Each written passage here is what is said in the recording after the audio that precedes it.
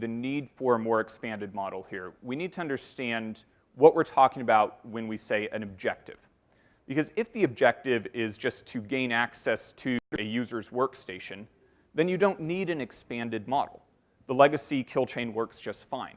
But most of the damaging objectives that the organizations really care about, the ones that would cause a material damage to the organization's ability to achieve their mission, require a lot more than just access to a single workstation. These types of objectives are driven by the adversary's motivation. So it may be financial theft, it may be reputation impact and loss of market share. You could be looking to disable infrastructure, provide propaganda support during a coup attempt like what we saw in Turkey recently, or even causing terror. And in each of these cases, there's an objective that goes along with the adversary's motivation. And this objective is complex, and it's something that requires a deep understanding and a deep penetration into the organization's environment, likely going through multiple systems, multiple networks, in multiple regions. So in order to then understand the steps to go from internal access to the ability to modify queued wire transfers, disable company workstations, hijack a television broadcast, any of these types of big, large-scale damaging objectives requires a more expanded model. Next, please. So for this more expanded model, we take the legacy cyber kill chain and then we build on this further. We say once the adversary has breached the perimeter, they then move into an internal kill chain to gain access to the target systems. And once they can access those target systems, they move into the target manipulation kill chain to subtly manipulate that target to their own ends. So the target here would be the wire transfer systems or industrial control systems or the actual systems controlling a television broadcast. Next, please. So to go into this in a little bit more detail, we have the legacy kill chain here. There's been a lot of work and research that's been built around this, so I'm not really going to focus there. Next. And then this moves into the internal kill chain, which is exploding actions on objectives into internal reconnaissance. And this is not the adversary running scans on the internal network, but really data mining what they have access to. So once you get that initial foothold on a workstation through spear phishing or through plugging something into the network, you're going to mine the information that you have at your fingertips. So what documents are on that workstation? What's in the user's browsing history? What file shares can they connect to? What are their favorites, their bookmarked sites? This tells you about that organization. You then move from this into internal exploitation, going from I have access to this one workstation, now I can access a server. And then internal privilege escalation on an enterprise level. So not going from user access to root or system level access on a single server, though that may be part of it, but for the organization as a whole. How can I get access to a privileged service account or an SSH key that lets me log into all of the load balancers or all of the web application servers? That then facilitates lateral movement, going from one segment of the network where I have my initial foothold to be able to talk to the systems that I care about in order to achieve my objective, then leading into target manipulation. Next. So this then we explode again. Target manipulation includes target reconnaissance, where we learn about what is in this target, what does it consist of, what's the particular software, the models of industrial control systems, and everything else that's required to understand how does this system work. Next is target exploitation, where we use the information that we have, plus anything else at our fingertips. It may involve researching what the vendor has available, not just in terms of manuals, but also going out and getting a trial of this software and deploying it in your own lab environment to conduct vulnerability research on it, but gaining access to those target systems.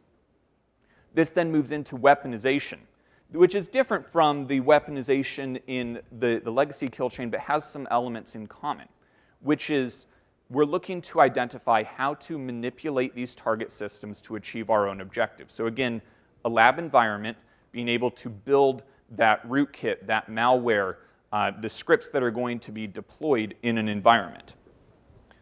We then install that malware onto the target systems, which will then complete the objective. So actually changing the destination accounts on queued wire transfers, or taking control of SCADA devices so that we can not only control the outputs, but also report back to the command station that nothing has changed, to blind the operators there and increase the response time required. Finally, we get into execution.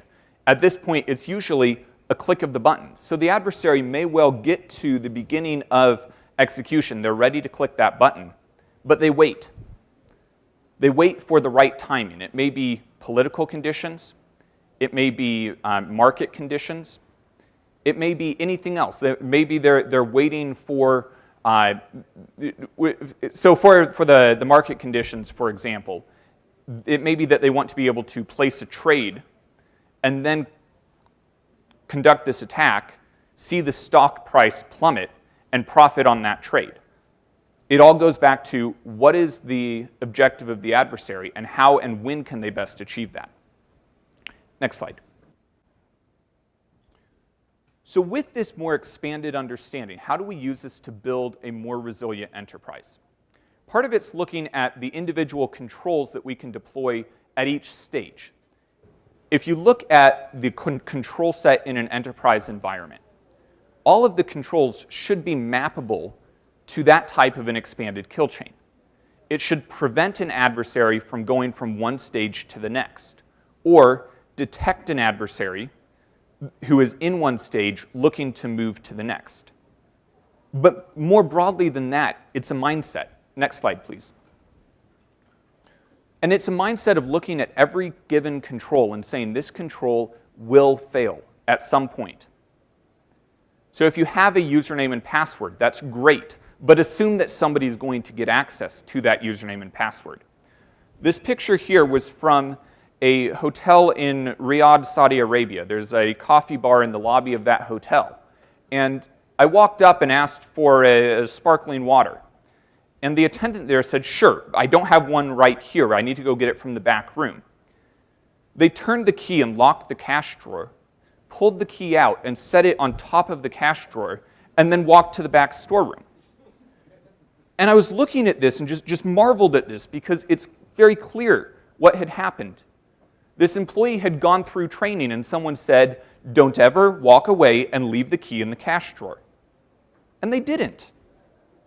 They followed the letter of the policy, they followed their training, and subverted this control entirely in the process because they didn't really understand what they were doing and why. This is a basic example in the physical world, but we see this all the time in information security. So assume that every control will fail. Next, please. So if the adversary has access to your internal network, they have any given username and password, and they know as much about your systems and their architecture as you do, what would you do differently? If an adversary has this level of understanding and access, our systems would be designed very differently if the intent is to withstand this type of situation. So it's both looking at the specific controls and looking at the mindset that's required. Next. And one more, please. So for a given adversary sophistication, we can look at the time that's required. We have the time required for the adversary to achieve the objective, and the time required to detect and eradicate an intrusion. We have our prevention controls on the left-hand side here, and detection and response on the right. So we want to apply controls in a strategic manner. So not just, well, this is the latest, greatest, shiny object, but how does this control fit in to a comprehensive control environment, keeping in mind this expanded kill chain that the adversary goes through, so that we can increase the time required for the adversary to achieve their objective while decreasing the time required to detect and eradicate. At a certain point, those cross. When, for a given level of sophistication, most of the time your team will be able to contain and eradicate before the adversary can achieve their objective, you win. That's what we're looking to do here. But this is for a given sophistication. The adversary can, in the presence of a given control set, themselves affect the times required by increasing their level of sophistication. This may be hiring more skilled mercenaries. This may be purchasing 0 days on the black market. Lots of different ways. But really, it's affecting their economics. Next, please. And if you could actually just click through till we have the few more here. Perfect. Thank you. So the level of sophistication then is really the level of the adversary's investment. So when we plot the investment required against the strength of the defenses, now looking at cumulative, both prevention and detection, the investment required goes up as the control set increases, as the strength increases. That's a simple concept, but the corollary here is that at a certain point, the adversary is required to spend more than what they get out of this attack. This makes sense for financially motivated adversaries. But even for ideological or political attacks, you can look at this as the cost of achieving the objective a different way. If a foreign government is looking for intelligence on US military activities, they can deploy a human intelligence agent to come coerce or bribe someone who has that information, or they can achieve that through a cyber attack against the military's information assets. And so in this case, we're looking to make it more expensive for them to achieve this through a cyber attack. And if we do that, from our perspective, we've won. We've made it so expensive that that option is effectively off the table for them. But it costs money to go from left to right as well, to increase the strength of our defenses. So the question is, how do we be smart about the investments that we're making? And it goes back to the purpose of that expanded kill chain. If we understand why we're making the investments that we are in information security, we can tie it to that mindset, and we can tie it to a stage in the kill chain, sometimes multiple stages, but we understand how it keeps an adversary, how it forces them to spend longer in each stage, and how it increases our chance of detecting an adversary in that stage. That's how we make smart investments, and even in the presence of a limited or a fixed budget, move as far as we can from left to right, decreasing the adversary's ROI, and thus overall reducing the risk of a materially damaging breach on our enterprises and organizations. Next. So in sum then, use this expanded kill chain model to understand what the adversary is doing. Use it to understand your own control environment. And use this, plus this overall resilient mindset, to evaluate budget requests for information security. There's always going to be the latest shiny widget, the latest solution. The market right now in new security solutions and all of these different vendors has just exploded in recent years. But it requires implementation according to an overall framework to really be successful and really get the best return on your investment in information security. Thank you. Questions? Thanks, John. We have time for maybe one or two more questions. We're a little bit behind. We're going to break for lunch right after this, but still, we still have room for one or two questions.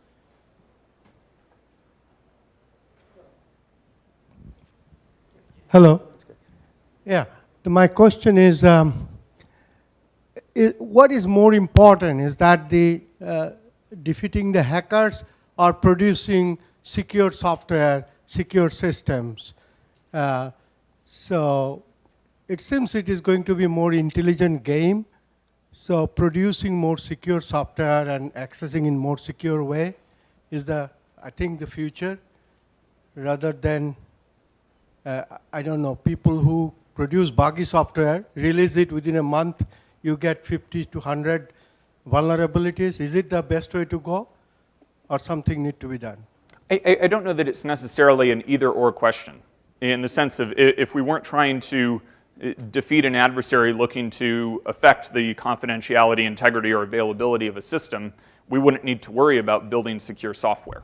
So building secure software is absolutely a key component of that. At the same time, we want to have this layered control environment that makes it as difficult as possible for an adversary to be in a position to attack that piece of software, because we're never going to have perfect application security. Is that the software developer, hardware, should take some responsibilities, or they don't have any responsibility? It's a shared responsibility. At every layer of the stack and every layer of the defenses. But the way it is going, release the software and then fix it. So is that model is going to work? I'm sorry, I'm not sure I understand. The way the current software and get it to the market, there is a pressure. Is it that model is going to work, or taking some responsibility and paying some penalty? If some bug is discovered within a month, some penalty have to pay. Or people who develop those should have minimum level of security knowledge before they touch the software development. Something need to be done on that aspect. I would love to see the increased expectations and requirements, even from a legal perspective, in terms of having more of an obligation to produce secure software and secure systems. But I'm a realist. It doesn't exist right now. And so with the software that's being shipped by vendors, it's generally not as secure as it could be, because there's not the economic pressure for them to be producing secure software as much as there is simply produce it, get it out to the market, start bringing in revenue from that, and then you're right. Then go back and find additional bugs, and you're always going to be securing it more and more. So in light of that, it's necessary to have those layers of controls, so that even in the presence of vulnerabilities in a given piece of software, it's difficult for an adversary to get to a point in your environment where they can exploit them. And then it's difficult for the adversary in that target manipulation kill chain to achieve their objective by manipulating that software even after it's been exploited. One basic example would be if the adversary is already on the system, but there are integrity controls around that application, its configuration files, its binaries, and so on. It's more difficult for an adversary to manipulate the system even after they've successfully exploited it.